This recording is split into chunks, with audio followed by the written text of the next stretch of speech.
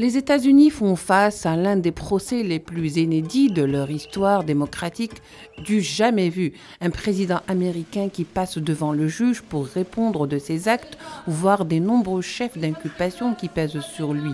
Cet inédit laisse perplexe sur la scène politique américaine. En direct de son procès, Trump dénonce sa mise en accusation. C'est une insulte à la nation, dira-t-il. Quelques heures plus tôt, Trump fait état de son étonnement.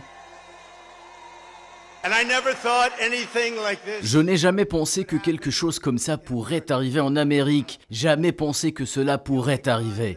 Le seul crime que j'ai commis est de défendre sans crainte notre nation contre ceux qui cherchent à la détruire. Faut dire que Trump, dans son approche et ses réactions, ne s'attendait pas à cela et était très loin de soupçonner, ne serait-ce qu'une seconde, qu'il serait traîné devant la justice pour répondre de ses actes et que bien malgré lui, son histoire allait devenir un précédent dans l'histoire de son pays. Inculpé de 34 charges de falsification de documents en plus du scandale de mœurs de 2016, Donald Trump plaide non coupable.